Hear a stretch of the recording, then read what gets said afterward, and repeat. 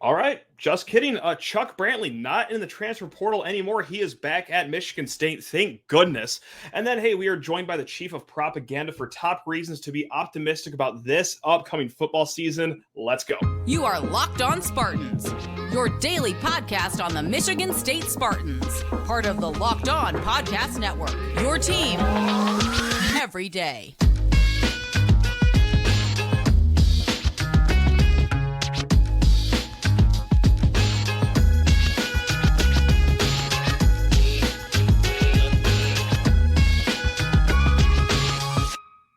Spartan friends, Spartan family, Locked On Spartans listeners, thank you so much for joining us here today at Locked On Spartans, your team in green and white 5 days a week during this hectic offseason, especially. No slow days here in East Lansing. No, don't get that twisted. Yeah, we're going to start off the show by doing quite literally the exact opposite of how we started yesterday's show. Yesterday, okay, Chuck Brantley, he entered the transfer portal late on Sunday. We finally got to it and said, well, not good. This is not a good sign here because, look, this is a position group at Michigan State that is just bleeding depth and can use really any talent it possibly can have. We have been crying up and down this entire spring transfer portal window, even before it really opened, that Michigan State needs as many bodies through the portal as possible in the defensive backfield. So to see one leave in Chuck Brantley, not great. That was not fun. But hey, guess what? You just have to wait a little less than 48 hours after he enters the transfer portal. He tweets out, loyalty outvalues everything. And, well, just like that, took his name back out of the portal. And it's only good news for Michigan State. We're going to say a lot of the things we said on yesterday's podcast, right? Is that, hey, he's got some shortcomings. Sure, of course he does. He's an average NFL cornerback. Do you know who else has shortcomings, though, at cornerback in college football? Roughly 98.9% of the other cornerbacks in college football. These are college kids. There's going to be deficiencies one way or another. Chuck says that, hey, maybe just a tad undersized. He hits very hard, and sometimes those hard hits don't go well on the body, so he's in and out throughout the season. But look, this is a solid starting cornerback, okay, who's had some big moments. You know what? Let's just remind everyone of one. How about that interception 2 years ago against Michigan to ice the game? Also, we just said it, the big hits as well. And this is what I like too. This is a third-year player in the Scotty Hazelton system. All right, this is clearly a system that takes some time to learn, as we've seen the last few years, especially in the secondary and all of their shortcomings as well. To get a guy as experienced as Chuck and as solid of a player as Chuck, I can't overstate how important that is because here, you know what? It's a big deal to get Chuck back because of the player that he is. It's also a little underrated storyline because of, well, who would have been here should he not have. We're still working with Caleb Coley, all right, redshirt freshman, young guy. Again, hearing a lot of great things about him, but young player, just like Chance Rucker, a true freshman, another young player. It's not impossible for a true freshman to start at cornerback and be good.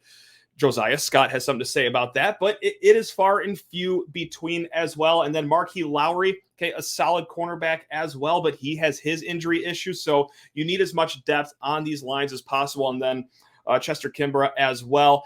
So, yeah, it's already a very thin, quite literally and figuratively, list at defensive back. So, yes, if a player like Chuck Brantley entered the transfer portal, I would be clamoring to get him. How about that? That's the best way to put it. All right, I've been crying up and down about getting more defensive backfield depth. So, yeah, when he left, I was sad. But, hey, now we're all happy. He's back. So, look at us go.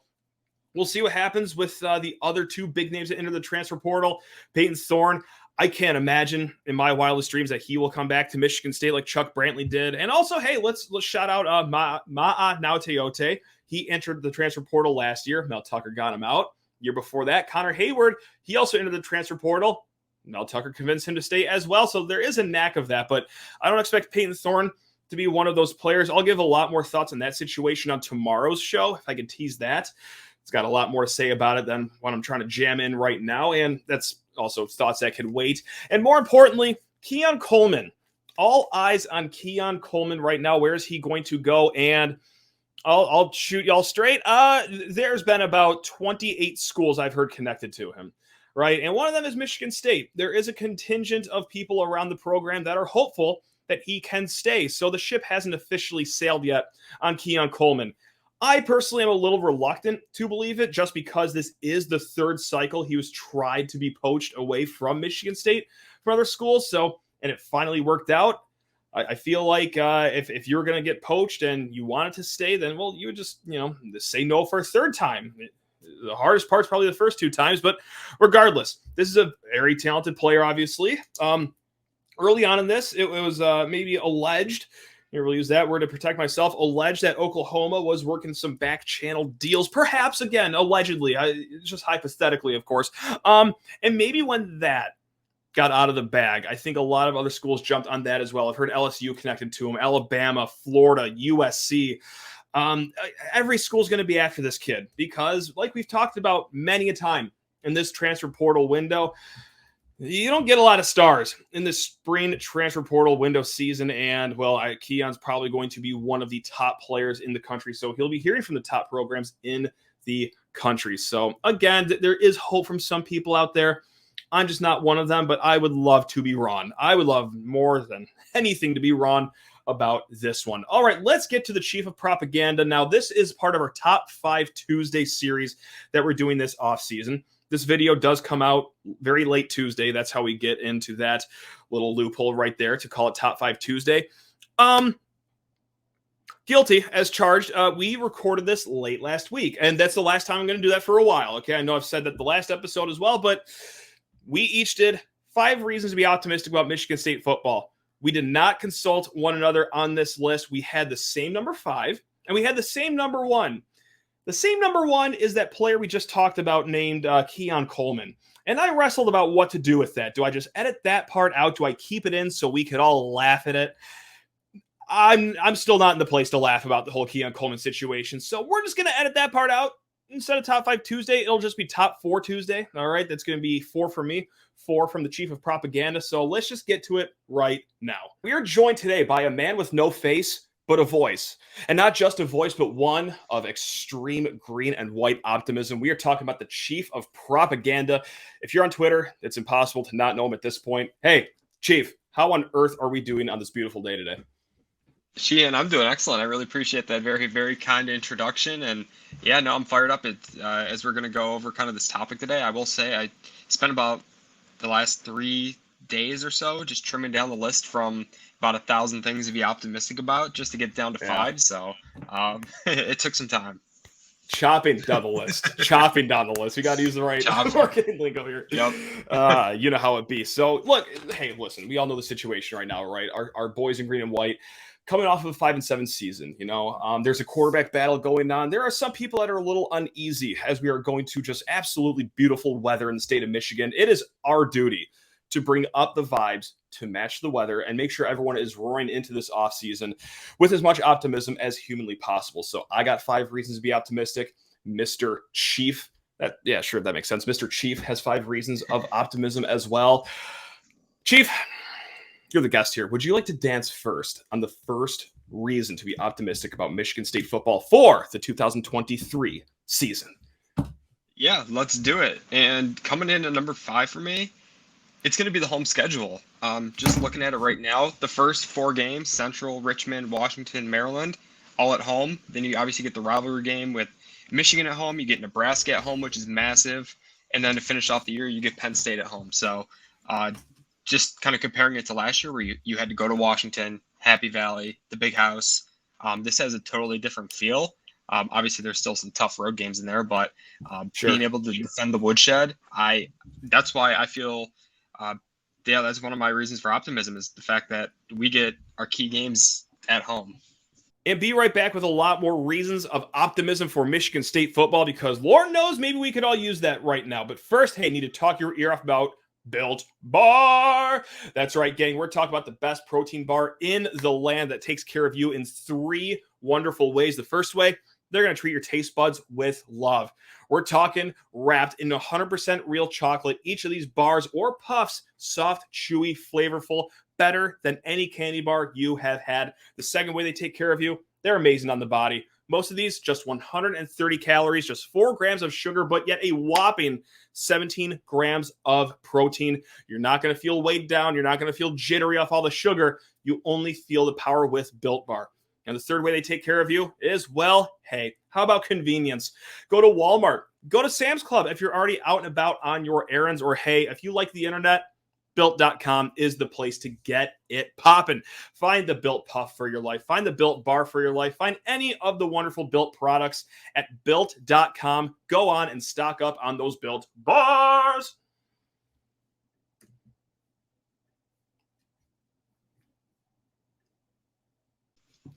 You know, this is part of our Top 5 Tuesday series this offseason. I forgot to introduce that. And we've had some guests on before, you know, and a lot we've gelled with them. Like when we did Connor Cook Moments last week, a lot of mine and Maddie Mays, our guests, were similar. And on that note, Chief of Propaganda, my number 5 going into reasons for optimism for this season. Are you ready for this? Are you sitting down, everyone?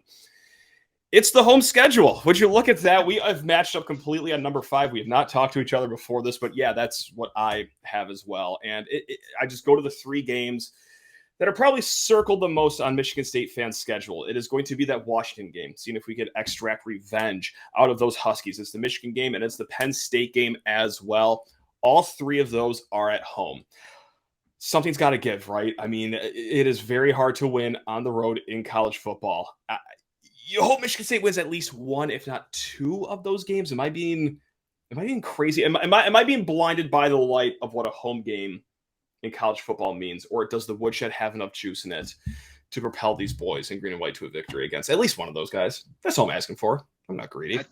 I think the goal's got to be 2. Obviously, ideal world you win 3, but I mean, let's be realistic. Those are 3 playoff contenders, and I mean, you could argue that 2 of them have serious national championship aspirations with the school down the road in Washington. So I do think the Washington game is going to be the key. Like, it's going to be a Friday night. It's tough. Like, other than Arizona State, teams don't come out here and win, and teams don't go out west and win.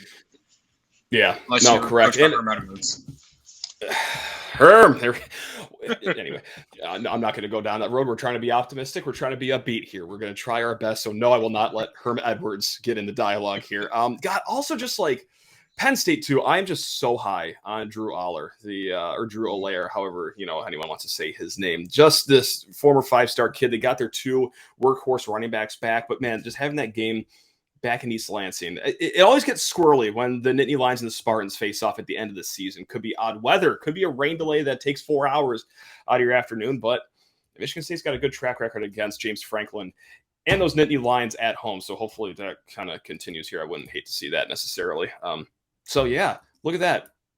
5 home schedule for you, 5 home schedule for me as well. Would you like to dance out your number 4 reason to be optimistic for the upcoming season, Mr. Chief of Propaganda?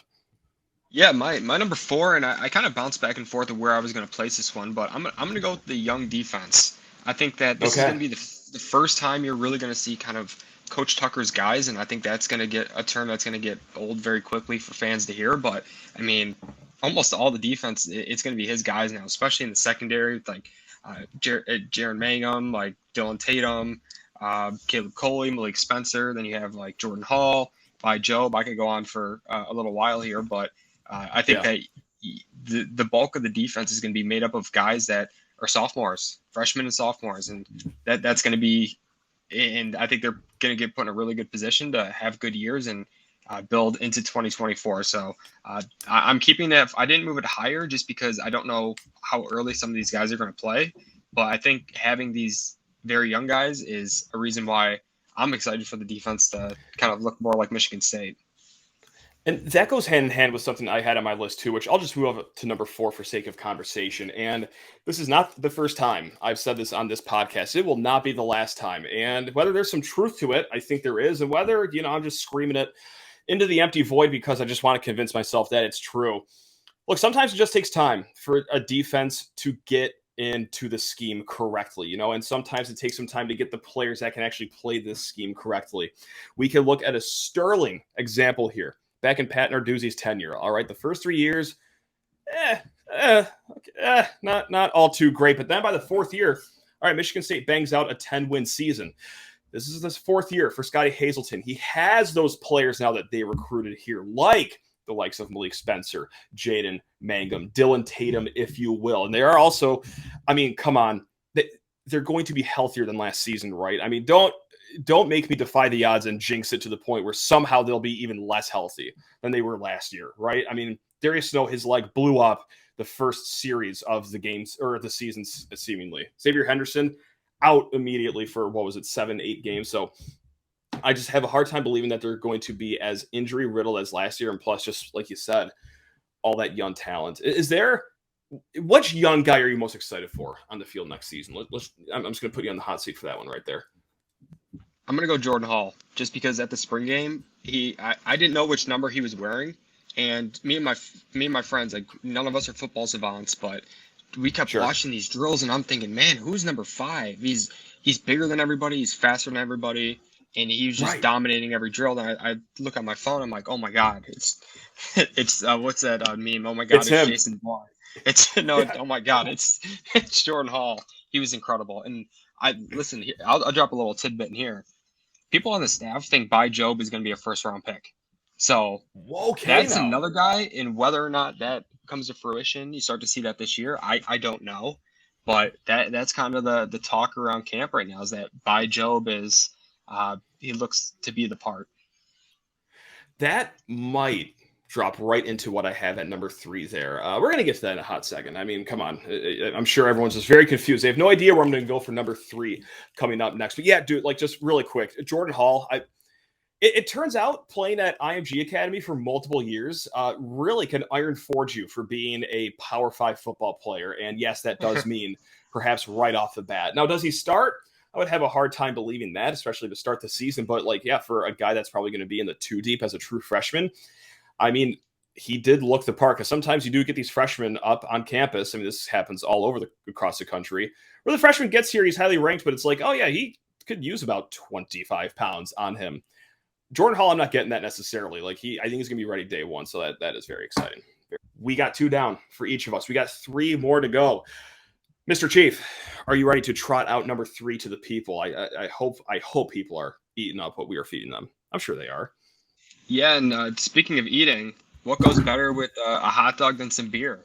And number 3 for me is going to be potential beer sales at the Woodshed.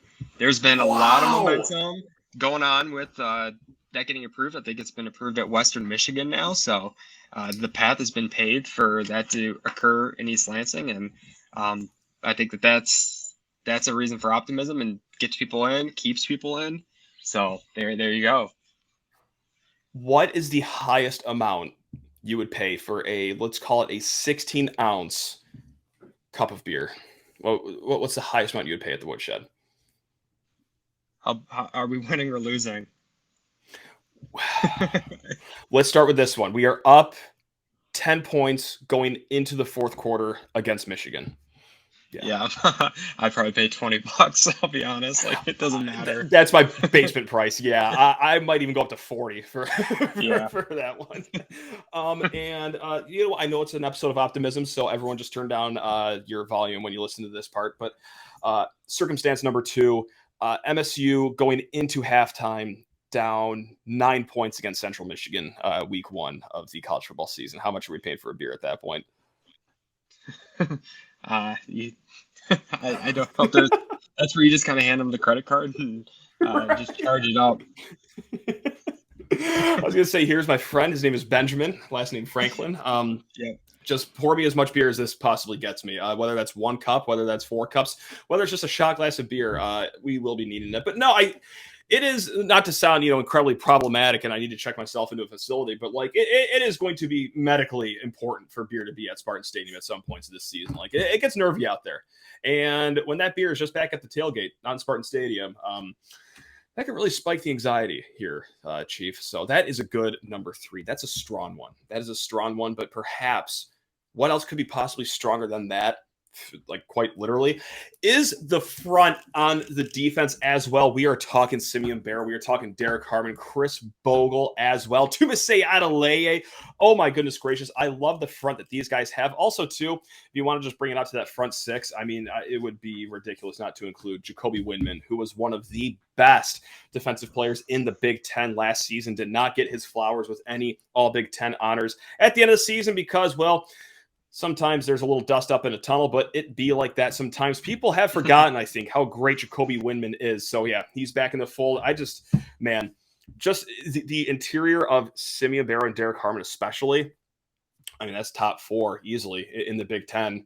In my homer and non-homer opinion, like, I think I could take off my green stained glasses and look at both those guys and say, like, oh, yeah, he is him and he is him as well. So we got 2 hims, man. It's like we are at church right now with these guys on the front defensive line. It's amazing. So, yeah, impossible to leave both those gentlemen off of my top 5 list. So there. I love that one. I think that, Thank you. football, it's very simple. Like, you need to stop the run. You need to get to the quarterback. And you need to be able to run the football. Like, those, it's no matter what changes in the history of football, it's going to come down to that. And that's why I really like that answer by you, because I think our D-line is to the point where it's reminiscent of some of those D'Antonio teams where that's what's going to be the strength. And what makes a secondary better than a pass rush? Like, it doesn't matter if you have – I could put Jalen Ramsey out on the field with some of the pass rush last year. He's not covering anybody, because if you're out there for 10 seconds, you can't – I cannot – there's no way to actually be able to critique a cornerback when they're covering Marvin Harrison Jr. for like 7 seconds. It doesn't matter. It's not optimal. It's what they call suboptimal to just be on an island out there with a guy that's going to be picked on a Thursday in a future NFL draft. Yeah, it's tough out there. But yeah, and also, like, you think stopping the run might be a little important in this conference? Maybe, just perhaps it might be an advantage to a defense, if you will. Especially those 2 in conference like Michigan, Penn State. The only way you can beat them by stopping the run. Like, Bingo. TCU did it. You got it. They run a similar defense, so. You got it. There we go. Thank you, Horned Frogs, for all your services last New Year's Eve. Thank you very much. Number 2 for you, Chief. What do we got here? We are in the home stretch right now. Hopefully everyone's eyes are twinkling with delight, and there's a gleam in everyone's smile. But, hey, we got 4 more between the 2 of us here. What do you got for number 2? So number 2 I think it's the favorite one on my list. And in order to move forward, sometimes you have to go back. And with that, I mean, we're coming in the season with some disrespect. I've seen. Oh, that's a great one. I mean, the media with our program, it's been just so out of control.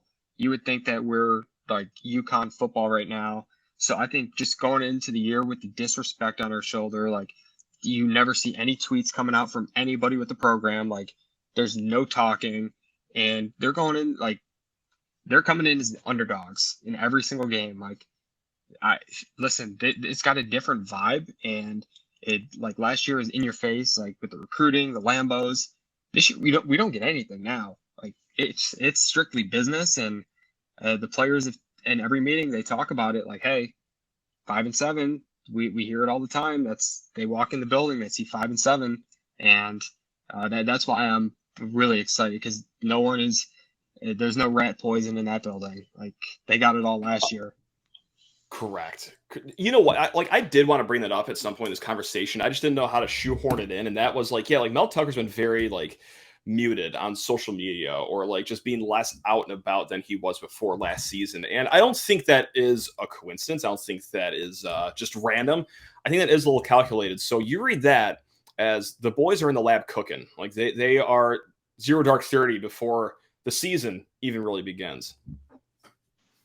Yeah, Mel Tucker's from what we know about him, he's very strategic. Everything is process oriented. So for him to kind of deviate away from the social media thing he's been doing for a couple of years, that means that he's in the lab. And like, I was walking through campus a couple of weeks ago, and I mean, you see, like, his office is lit up at like 11 o'clock at night, and he's in there working, and it's the middle of winter. So that's what's up. That's what we like to hear. The underdog, disrespect, like, fetus. everything. Love that. And you also mentioned UConn earlier when you were presenting that number 2, and that leads into my number 2. Brett, this is going to be the run game. The run game, the run game. Now, last season, let's just set this up, in stuff rate, in power success rate, in opportunity rate. Those are all kind of, somewhat big metrics, but easy enough for a dumb person like me to understand. I'm not going to go through all of them, but let me just tell you this. In all 3 of them, MSU ranked outside the top 100 in all of those.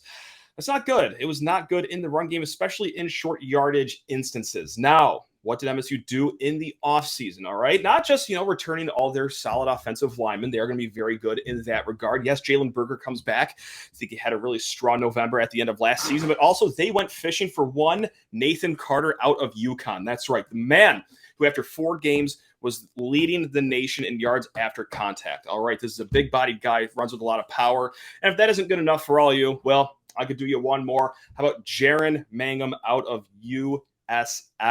That's right, South Florida. Another big-bodied kid. I don't think that as many 3rd and 1 stops or 4th and 2 stops are going to be happening this year than last year. Now, will they go perfect in all those? No, of course not. But let me tell you, with what they did to the running back position, beefing up, quite literally, I have a really hard time going into this season without just like a good amount of optimism for the run game, which is just going to help the rest of the offense too, man.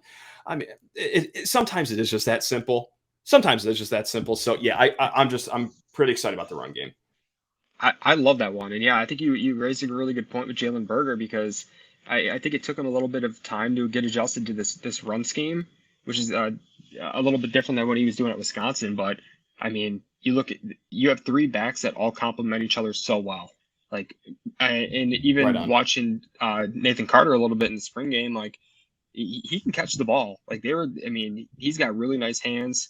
Mangum is the same way. And then Berger's just he's that downfield, he's going to get downhill quick. And yeah, I'm with you. I was rewatching, I don't know why I did this to myself, but I was rewatching the game versus Michigan the other day. And a couple plays that stood out is that 4th and 1 from our 40-yard line to start the game where we got stuffed. And then you had the kind of the goal line stand by Michigan where another 4th and 1, you do this delayed handoff. And you convert both of those and it's a completely different ball game. And so just kind of looking at things like that, as well as before I go on too long, but the Indiana game, you're near the goal line and you can't punch it in. You're running the ball 3 times there at the 3-yard line. You can't get it in. So yeah, I completely agree with that. And I think Nathan Carter, Mangum, as well as Berger, it's going to form in a healthy offensive line. You had nobody last year, so I'll leave it at this. This is as bluntly as I could put it. It can't get any worse, right? Being right outside the top 100 in all 3 of those categories I just named, not good. Something seriously wrong would have to happen to just not just the players on the field, but just the scheme overall. If you go back-to-back seasons with, and it's not just me saying oh, it can't get worse, it must get better. No, there's reason to believe it's going to get better this year at least. I'm not just blindly throwing that out there. We have the power, we have the horses, we have the returning offensive linemen, we have the coaching of offensive linemen too for that to be better. So yeah, God. All right, we're just gonna act like the Michigan game and Indiana game weren't brought up. I'll just edit all that out. That's fine. Optimism. Yeah, keeping it upbeat here. No question. Special just like this episode. Special just like talking to the chief of propaganda. That's right. I would say go follow him on Twitter, but let's be honest, you probably already are. If you're not following him on Twitter, then I doubt you even have a Twitter account in the first place. And, maybe that's just the best route to go after all. But yes, Chief, you're the man. Thank you so much for joining us. Gang, we will be back on tomorrow's show. Bringing everyone back up to speed. If we missed some news here in the last few days, we will be updating it on tomorrow's show. And if any other news breaks during this offseason, hey, you know where to find us. Locked on Spartans, your team in green and white. Go enjoy the rest of your week. Love you all. You guys are all the best. Go green.